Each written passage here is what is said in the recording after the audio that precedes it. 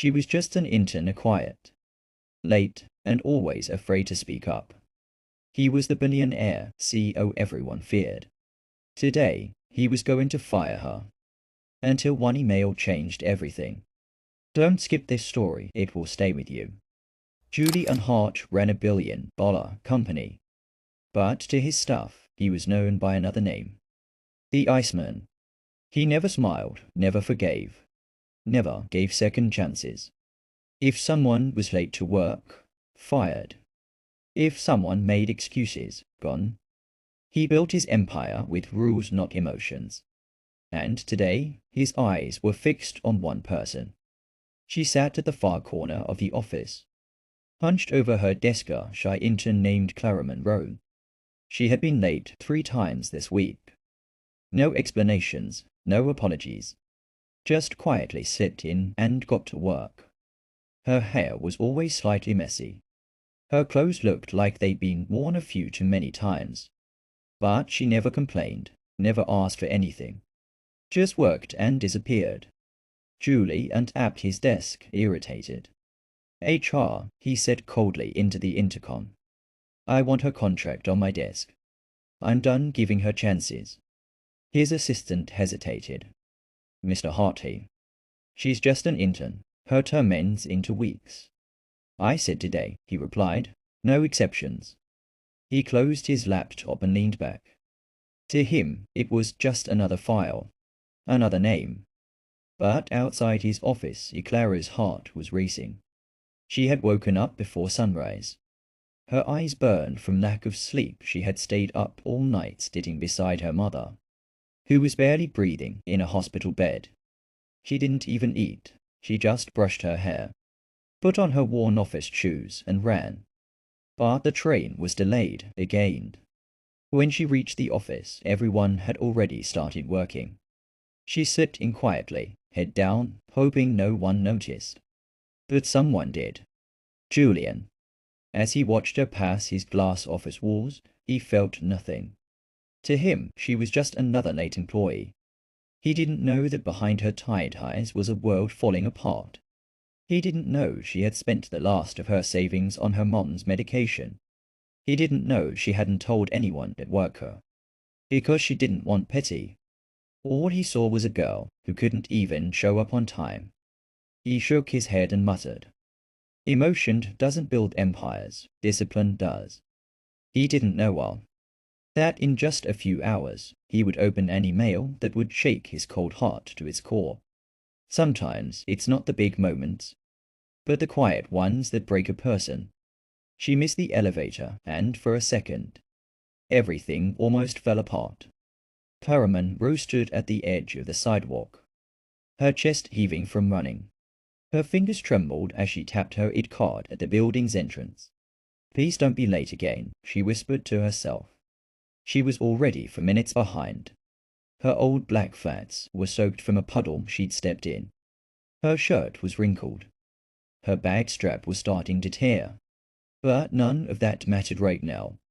Only one thing did. Get to the 28th floor. Don't let him see you walk in late. She burst through the lobby, heart pounding. The elevator doors ahead were still open. Almost there. But just as she reached it, ding. The door slid shut in front of her face. No, oh, she whispered, pressing the button again and again. Behind the polished metal doors, she imagined the soft hum of motion, the 28th floor, drifting further away. And with it, her last dance. She stepped back, fighting the tears stinging her eyes. Her phone buzzed in her bag. She pulled it out quickly. The screen showed a message from the hospital. Urgent patient Elaine. Rose's condition has declined. Please contact us. Clara's breath hitched. Her mother. She closed her eyes tightly. For a moment, she leaned against the cold marble wall of the elevator lobby, clutching the phone to her chest. This was too much. Too many days waking up in a hospital chair. Too many nights praying the heart monitor wouldn't go silent. Too many mornings pretending she was fine, just to survive in the glass walls of Julian Hart's empire. She wiped her face with the back of her sleeve. You can cry later, Clara. Right now you show up. The next elevator dinged. She stepped in alone. As the numbers climbed slowly 3, 7's 12, then 19 she tried to breathe. At floor 28, she walked out with her usual silent posture. No one greeted her. No one noticed her red eyes or trembling fingers. Except one man. Julian. He looked up from his computer through the glass wall and checked the time. Then looked directly at her. Their eyes met for just 1 second. And then coldly he looked away and wrote something down in his notebook. She felt her stomach sink. She sat at her desk and opened her laptop. Hands stiff, eyes still stinging. Behind her calm face, she was breaking. And somewhere in his corner office, Julian was finishing the final step of her termination paperwork. He didn't know what she was carrying. He only saw the clock. But soon he'd read the truth. And when he did, everything would change. The office was quiet that evening. Most of the staff had packed their bags and gone home. The sun had already set, and the glass windows of the 28th floor reflected the soft glow of city lights. But Clara was still at her desk. She didn't speak to anyone the whole day. She just typed quietly, kept her head down, and tried to act like everything was normal. Inside, she was tired in a way that sleep couldn't fix. Her mother's condition was getting worse. Her bills were rising. And now she could feel it the way Mr. Hart had looked at her that morning. Cold, final. She knew what it meant. She was about to lose this job. And even though it was just an internship, it had meant everything to her. It was her chance to learn, to grow, to one day get hired 40 and afford better care for her mom. But now it was slipping away. She stared at the screen, fingers frozen over the keyboard. She had already written the email 3 times and deleted it. Each version felt wrong.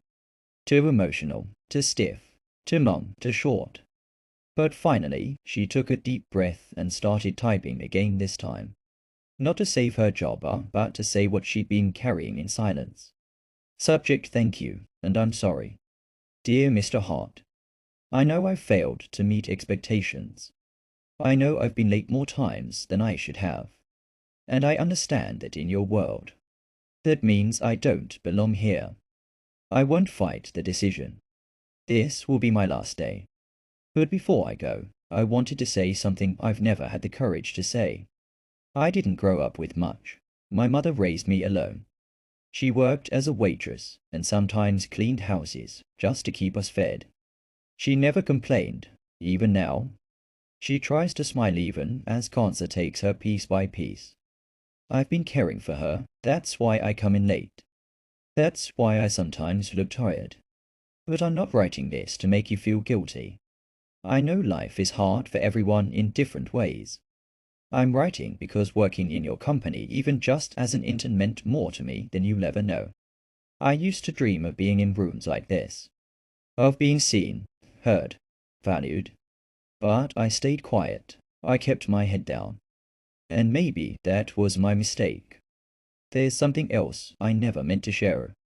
But maybe now it doesn't matter. My mother's name is Elaine Monroe. She told me once a long time ago that she loved a man named Julian. He left without knowing she was pregnant. She never said much else. She didn't want to poison my heart. I'm not saying this to cause drama or to claim anything. I just needed to let it out before I left. Maybe it means nothing. Maybe it's a coincidence. But if it is true, then I just want you to know I never wanted anything from you. All I ever wanted was to make something of myself, to prove that even people like me can belong somewhere if given a chance. Thank you for the opportunity. Clara Monroe. Tara read the email one last time. Her eyes were full of tears now. She didn't cry often, not to work. But tonight, she couldn't hold it anymore. She clicked send. Then she shut her laptop, stood up, and slowly walked out of the office. She didn't say goodbye to anyone. She just left quietly, the way she always did.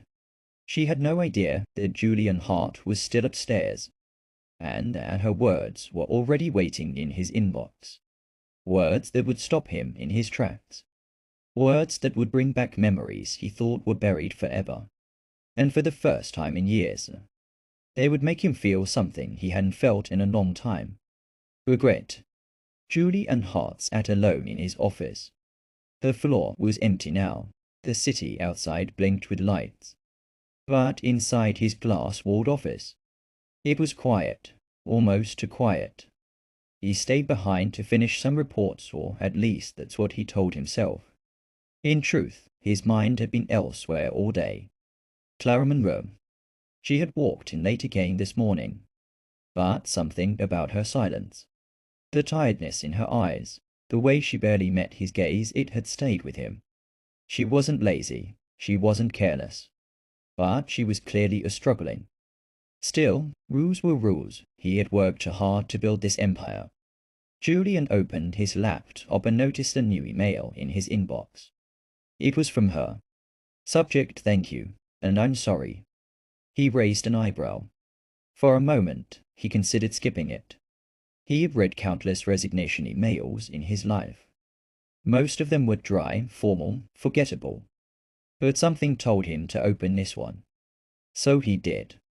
As he read, the expression on his face slowly changed, from stern to confused to stunned. His eyes scanned every word. My mother's name is Elaine Monroe. He sat up straighter. Elaine Monroe. His mind flashed back to 22 years ago. He had just started his first company. He was young, focused, and completely broke.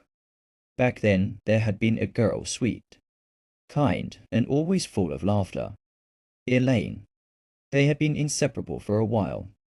But when he landed his first investor deal, he had left town quickly, chasing success. He never looked back. He always assumed she had moved on, started a family with someone else. But now all playful. Now he was reading a letter from a girl who had been working under him all along, and she was claiming that Elaine had raised her alone, and that he might be her father. Julian leaned back in his chair. For a moment, he didn't know what to think. He read the email again. It wasn't written to accuse. It wasn't asking for money. It wasn't even asking for forgiveness. It was just honest. Quiet, painful, raw. Her words weren't loud, but they pierced straight through him. I never wanted anything from you. I just wanted to make something of myself. He felt something stir in his chest, a tightness he hadn't felt in years. Regret. Real, deep regret. What if she was telling the truth? What if the girl he had nearly fired this morning, the one he had looked down on for being late and quiet, was his daughter? And even if she wasn't, even if it wasn't true, he had still failed her. He had judged her without knowing what she was going through. She had been carrying pain, working hard, trying to stay strong, and he had only seen her flaws. He slowly stood up, walked to the window, and stared out into the night. The city lights stretched for miles. But for the first time, he felt small. All the money, all the power, all the control. And still, he had missed the most important thing. Humanity. He looked at the clock. It was nearly 10 p.m. Clara had already left. But Julian knew what he had to do. He had to find out the truth. He had to see her again. And whether she was his daughter or not, he had to make this right. Julian Hart hadn't felt nervous in years. He had spoken in front of global investors, signed billion-dollar contracts, and stood across boardrooms filled with people waiting to hear his every word.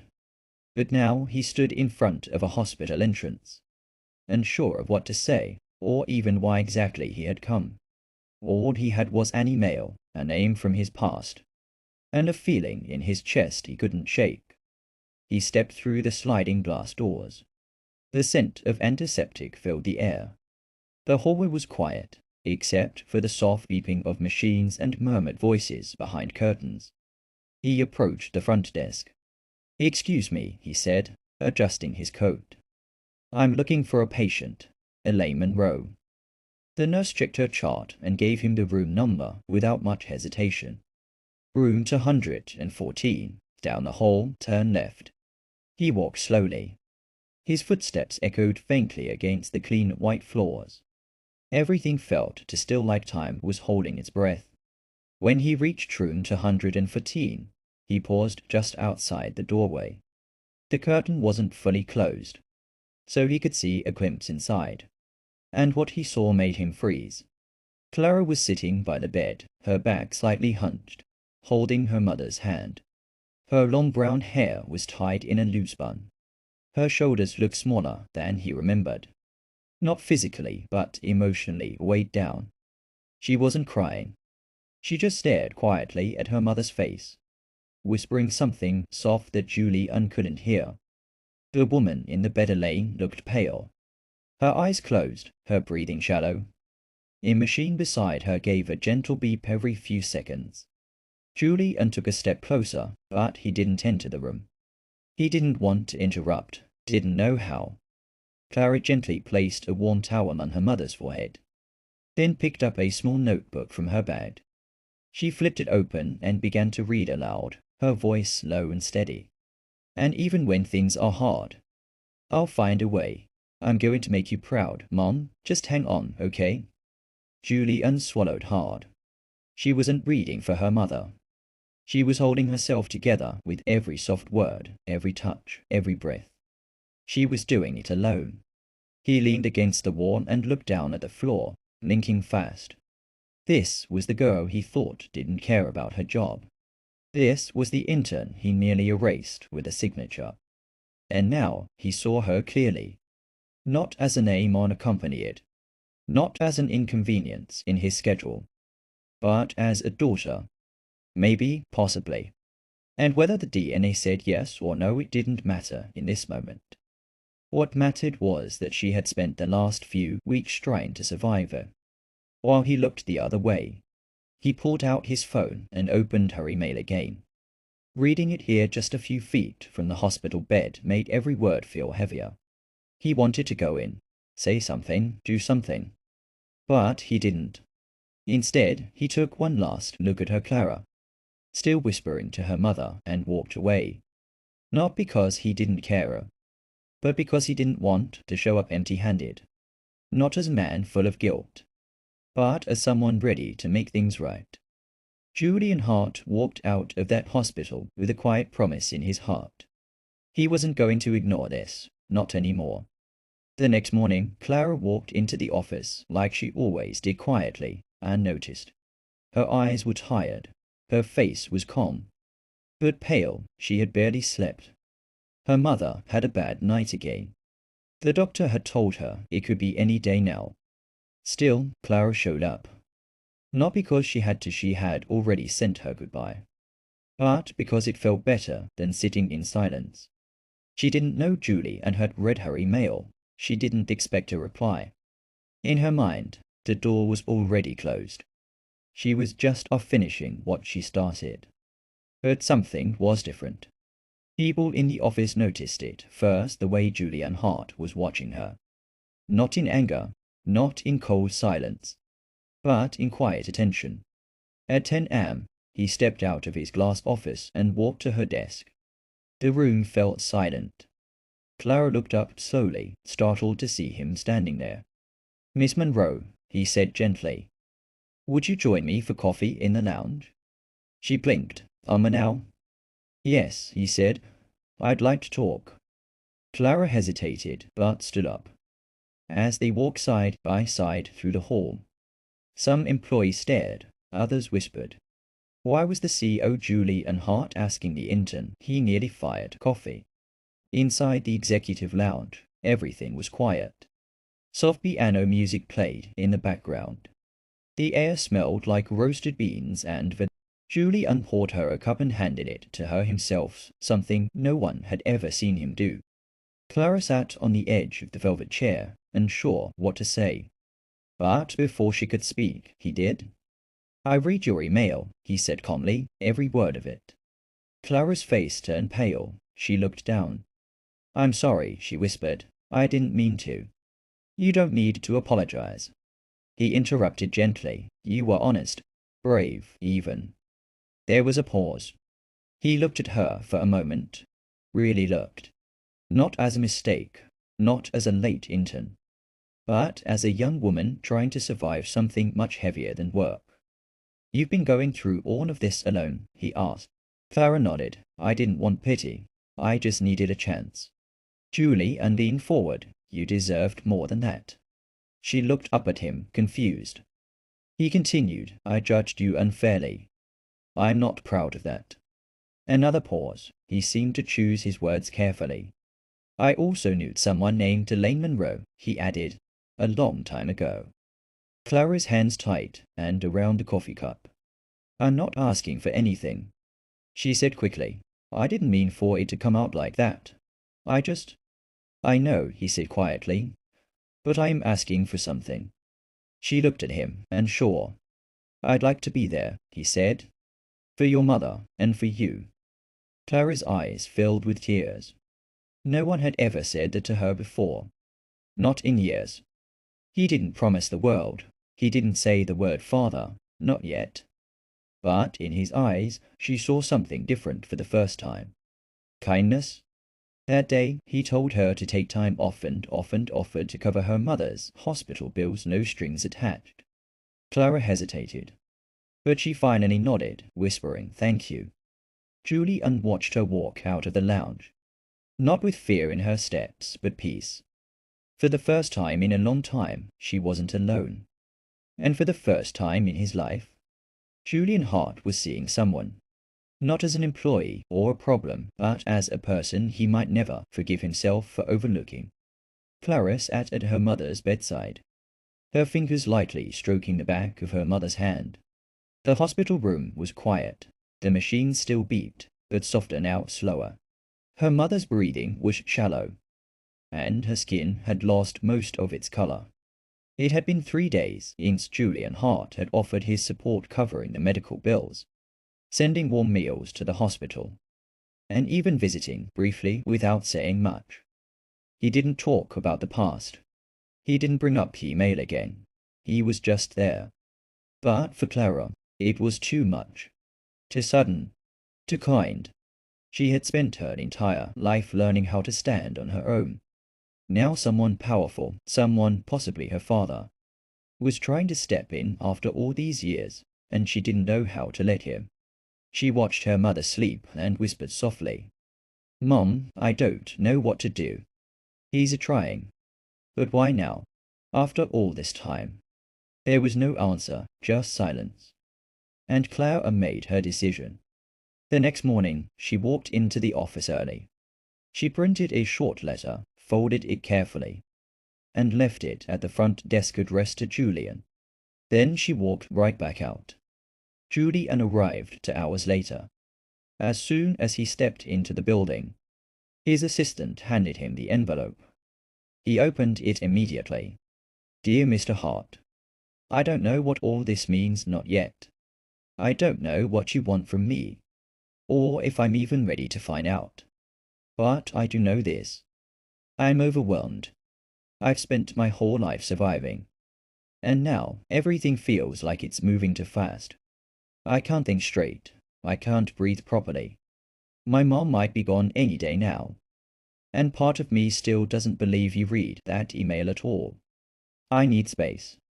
So I'm resigning for real this time. Thank you for your help, truly. But I think it's best if we leave things where they are. Please don't come looking for me. Clara. Julie unread it twice, then again. Each line hit harder than the last. He had tried to do the right thing. Slowly, gently. But maybe he had still rushed her. She had been holding herself up for years, and now, when someone finally tried to hold her, she didn't know how to rest in it. He understood that. He really did. But he couldn't just let her go again. That afternoon, he stood outside the hospital, holding the same letter in his hand. He didn't walk in right away. He waited.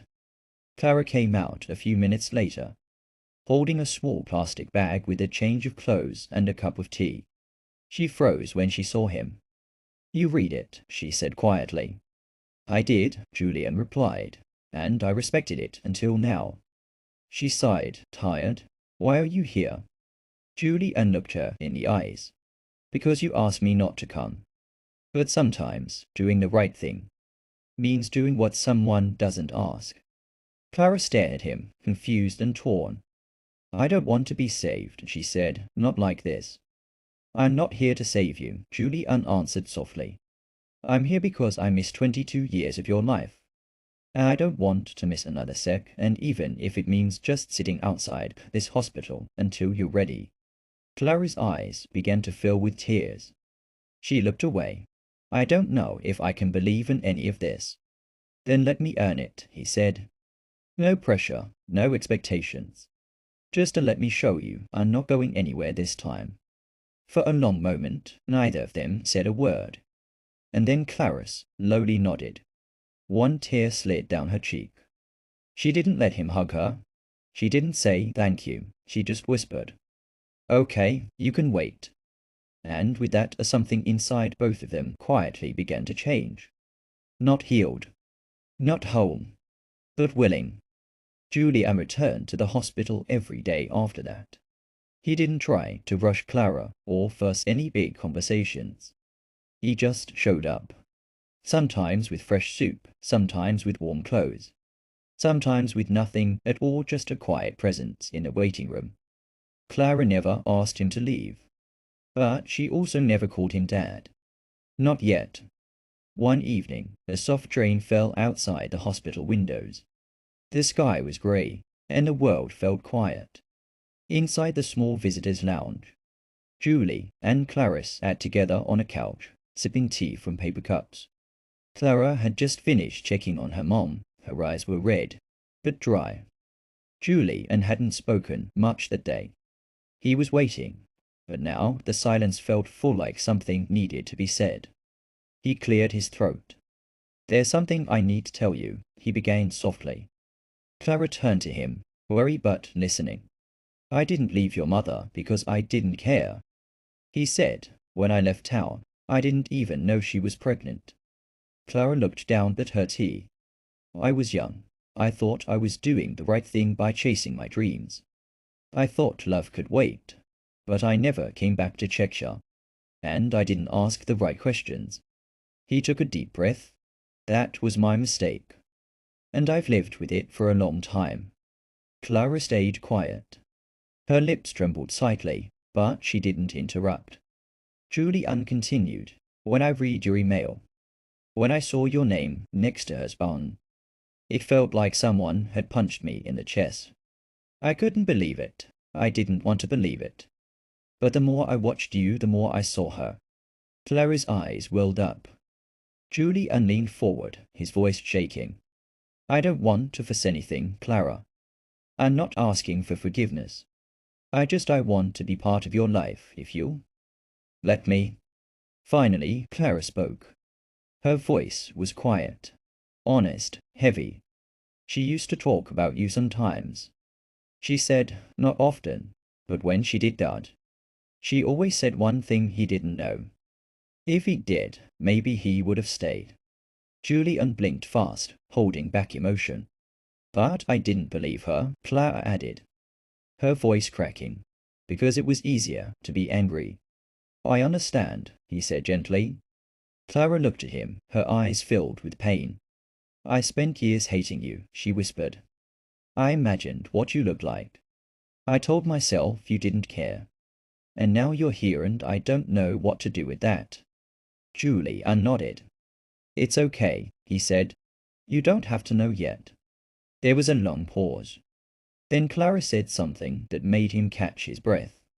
"She's dying and I don't know if I can let her go while still carrying this inside me." Julian reached out, not to hold her hand, but just to be close. "You don't have to carry it alone anymore," he said. "Whatever happens next, I'll be here whether you call me Julian, or Dad, or nothing at all." Tears finally spilled down Clara's cheeks. She didn't say another word, but she didn't move away either. And for Julian, that was enough. That night, as he walked out into the soft rain, he looked up at the sky and whispered, "Elaine, I found her, and this time I'm staying." Within days, Julie unquietly arranged for Elaine to be transferred to a private care facility, peaceful, quiet, and surrounded by sunlight. Clara didn't ask for it, but when she walked into the new room and saw her mother resting comfortably, she turned to Julian with soft eyes. "Why are you doing all this?" she asked. Julian smiled gently. "Because I should have a long time ago." He didn't try to earn points. He didn't try to win her over. Instead, he gave her space and gave her something no one else ever had: stability. Clara spent her days with her mother and her evenings reading by the window, slowly letting her guard down. Julian visited often, sometimes with coffee, sometimes with silence. Bit by bit, Clara began to feel safe. Not as an intern, not even as a daughter. Just as herself. And that, for the first time in her life, was enough. Elaine Monroe passed away on a quiet morning. She wasn't in pain. Clara was holding her hand. Julian sat in a corner, his head bowed. She left this world surrounded by peace, something Clara never thought she'd have to give. The funeral was small and beautiful. Clara gave a short speech, tears falling as she read a letter her mother had written weeks before. "If you're reading this, it means I've finally rested. Clara, you are my greatest gift. And Julie, and if you're there, thank you for finding her." Weeks passed. Clara returned to the city, not as an intern, but as herself, stronger, steadier. Julian never asked her to take his last name, but he gave her something greater choice. One morning, he handed her a single envelope. Inside was the founding contract for a non-profit organization, the Monroe Foundation, offering scholarships to daughters of single mothers. At the bottom, her name was printed in bold. Founder Clara Monroe. Her hands trembled. She looked up at him. "Why me?" Julian smiled. "Because this world needs more women like you." A year later, Clara stood at a small podium at the Foundation's first gala. She wore a simple black dress and spoke with calm confidence. Julian watched from the front row, pride in his eyes. Behind her, a screen showed a photo, Elaine smiling. Clara ended her speech with one quiet line.